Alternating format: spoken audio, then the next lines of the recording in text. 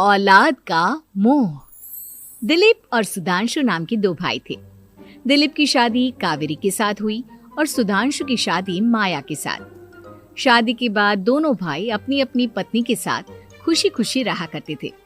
दोनों भाइयों के परिवार एक ही घर में रहता था। साथ में खाना, साथ में घूमना, कुल मिलाकर दोनों भाइयों का परिवार खुशहाल परिवार था। कुछ सालों के बाद दिलीप की पत्नी कावेरी को एक बेटा हुआ। भैया, आज मैं बहुत खुश हूँ, चाचा बन गया हूँ मैं। हाँ भाई साहब, इस बच्चे के घर में आने से तो रौनक आ गई है। मैं सबको बताऊंगी कि मैं तो चाची बन गई हूँ, चाची। तुम दोनों कितने अच्छे हो। हमारे बच्चे के आने से ऐसे खुश हो रहे हो जैसे ये बच्चा तुम्हारा ही हो।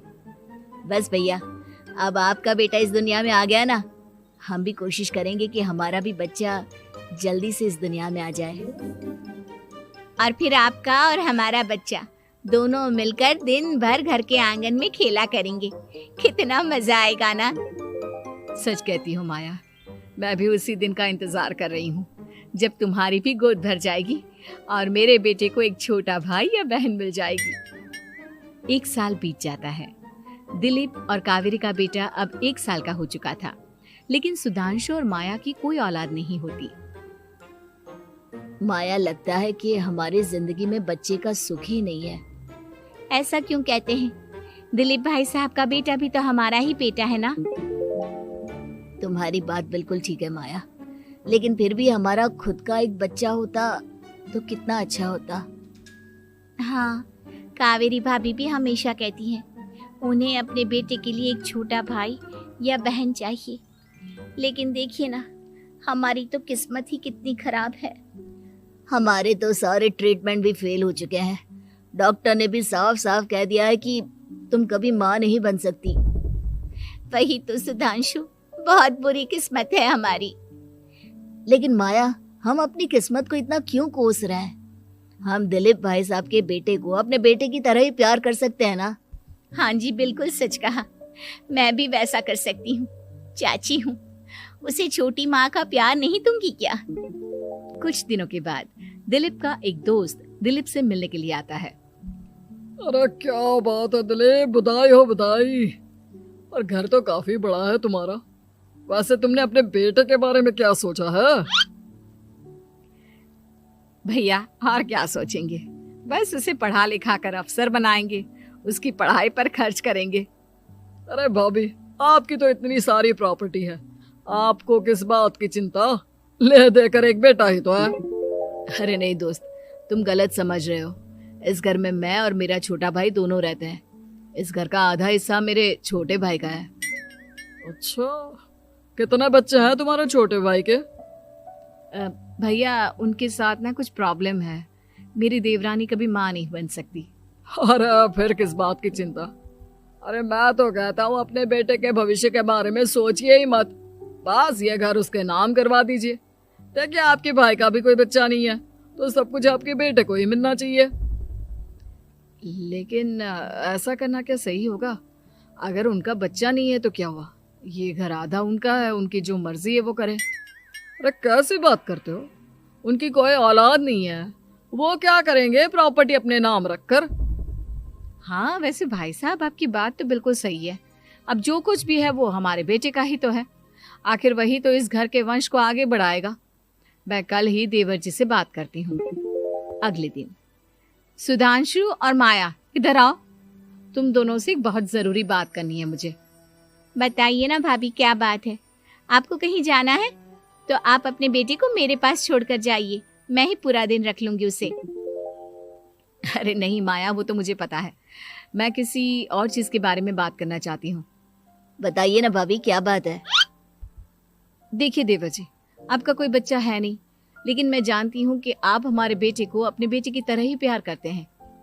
भाभी, बेटी की तरह नहीं, वो हमारा ही बेटा है। मेरे लिए तो वो मेरा ही बच्चा है। वही तो फिर क्यों ना ये सारी प्रॉपर्टी हम मेरे बेटे के नाम करवा दे, क्योंकि तुम्हारा हो या मेरा, हम सबका एक ही तो है बेटा। लेकिन भाभी, अभी तो वो सिर्फ 1 साल का है। अभी से प्रॉपर्टी उसके नाम करवाने का क्या मतलब है? देखे देवर जी, जो काम जितना जल्दी हो जाए ना उतना अच्छा। आने वाले वक्त का क्या भरोसा। भाभी भरोसा क्यों नहीं, हम तो हमेशा आपके बेटे को माँ बाप की तरह ही प्यार करेंगे। हाँ, लेकिन फिर भी मैं चाहती हूँ कि ये सारी प्रॉपर्टी मेरे बेटे के नाम हो जाए। अब मुझे नहीं लगता तुम दोनों को इसमें कोई भी परेशानी होगी, है ना? भाभी वैसे तो आप जो कह रही हैं वो बहुत जल्दबाजी है, लेकिन फिर भी अगर आपको ऐसा लगता है तो ठीक है, कल ही प्रॉपर्टी के पेपर बनवा लीजिए, मैं और माया उस पर साइन कर देंगे। इस तरह से अगले दिन प्रॉपर्टी के पेपर बनवाकर सारी प्रॉपर्टी दिलीप और कावेरी के बेटे के नाम पर करवा दी जाती है। कुछ दिनों के बाद सुधांशु, सुबह सुबह ये कौन लोग आ गए हैं तुम्हारे घर पर? भैया वो ऊपर वाला कमरा खाली पड़ा था ना, सोच रहा था किराएदार रख देता हूँ। लेकिन किराएदार रखने से पहले आपने हमसे पूछा भी नहीं।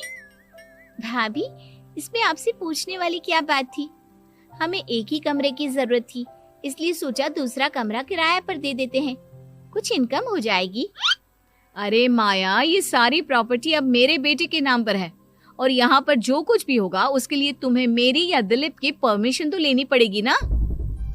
हाँ सुधांशु, तुम्हारी भाभी ठीक ही तो कह रही है।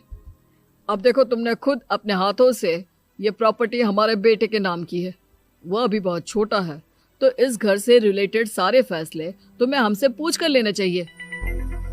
भाभी हमें तो लगा था कि आप हम लोगों से बहुत प्यार करती हैं, लेकिन आप तो हमारे साथ भेदभाव करने लगी।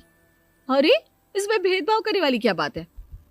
और मैंने कौन सा तुमसे कुछ गलत मांग लिया? अरे ले देकर मेरा बेटा इकलौता इस पूरे वंश का वारिस है, सब कुछ उसके नाम है। तुम्हें इस बात से जलन क्यों हो रही है? भाभी माया को जलन नहीं हो रही, वो तो बस ऐसे ही कह रही थी। सब जानती हूँ मैं, इसकी खुद की तो कोई औलाद पैदा नहीं हुई, बस इसीलिए जब देखो तब मेरे बेटे पर बुरी नजर डालती रहती है।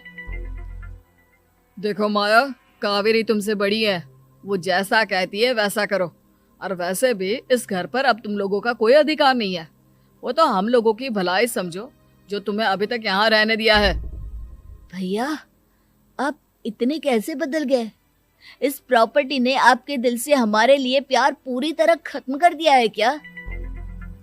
इसी तरह वक्त बीतता जाता है और देखते देखते दिलीप और कावेरी का बेटा प्रणव 25 साल का हो जाता है और उसकी नौकरी लग जाती है। पापा, आज मेरा अपॉइंटमेंट लेटर आ गया है, मैंने सिंगापुर में जॉब ज्वाइन कर ली है। लेकिन प्रणव, विदेश में नौकरी करने जाने से पहले तुम्हें कम से कम अपने मम्मी पापा से एक बार पूछना चाहिए था ना। इसमें पूछने वाली क्या बात है माँ, मैं सिंगापुर जाकर जॉब करना चाहता हूँ तो करना चाहता हूँ।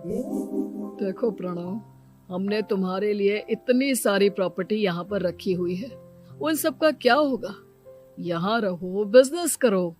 सॉरी पापा, मैं यहाँ रहकर कोई बिजनेस नहीं करने वाला, और ये जितनी भी प्रॉपर्टी आपने मेरे लिए संभाल कर रखी है ना, ऐसे ही किसी को दान में दे दीजिए, क्योंकि मैं सिंगापुर से वापस इंडिया आकर कभी नहीं रहने वाला। दिमाग खराब हो गया है तेरा, जानता नहीं तेरी वजह से हमने तेरे चाचा चाची से लड़ाई करके पूरा घर तेरे नाम करवा दिया था। हाँ तो ऐसा करने से पहले आपको सोचना चाहिए था ना। और मम्मा, मैं तो वैसे भी उस वक्त 1 साल का था, मेरा इस मैटर से कोई लेना देना नहीं है। कैसी बात कर रहा है ये लड़का?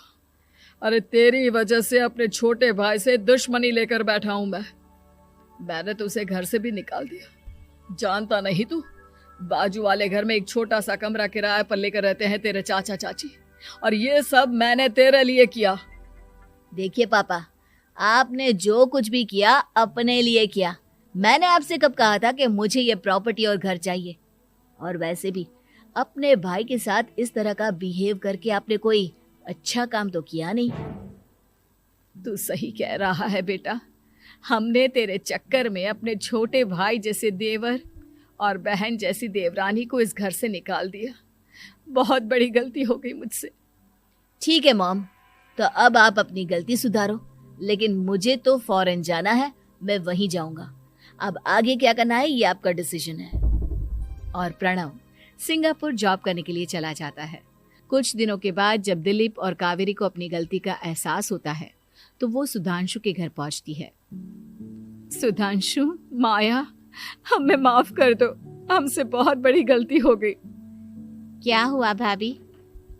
आज इतने सालों के बाद आप हम गरीब लोगों के घर क्या करने आई हैं? भाभी, हमने तो खुशी खुशी अपने भतीजे को सब कुछ दे दिया, अब हमारे पास कुछ भी नहीं बचा है। भाई, मुझसे बहुत बड़ी गलती हो गई। जो तेरे जैसे भाई को मैंने प्रॉपर्टी के चक्कर में घर से निकाला और जिसके लिए मैंने ये सब कुछ किया, वो खुद ही विदेश चला गया। भैया भाभी, जिस बेटे के लिए आपने हम लोगों को इतनी तकलीफ दी, आपस के प्यार को बिगाड़ा, जब वही आपसे दूर चला गया तो आपको इस बात का एहसास हुआ। लेकिन माफ कीजिए, अब हम आपके साथ रहने के लिए उस घर में नहीं आ सकते। नहीं नहीं माया, ऐसा मत कहो, मुझसे बहुत बड़ी गलती हो गई। प्लीज वापस चलो, मैं वो घर फिर से तुम्हारे नाम कर देती हूँ। भाभी, मैं उस घर का क्या करूंगी? किसके लिए? मेरा कोई बच्चा नहीं। मैं तो बस जिंदगी भर आप लोगों के साथ प्यार से रहना चाहती थी। प्रणव को अपने बेटे की तरह प्यार करना चाहती थी, लेकिन आपने मुझसे वो अधिकार छीन लिया। भाभी और भैया, एक सवाल पूछना चाहता हूँ आप लोगों से। जो बच्चा कुछ ही दिन पहले दुनिया में आया हो, जिस बच्चे के भविष्य का आपको पता ही ना हो, उसके लिए अपने पुराने रिश्तों को तोड़ देना, अपने सगे रिश्तेदारों से दुश्मनी मोल लेना, उनके साथ झगड़ा करना, उनकी बेइज्जती करना, क्या ये सही है? कम से कम हमें सही वक्त का इंतजार तो करना चाहिए ना। सिर्फ प्रॉपर्टी के लिए अपने सगे भाई को घर से निकाल दिया, वो भी अपने 1 साल के बेटे के लिए। क्या ये वाकई में सही था? जवाब दीजिए मेरी बात का।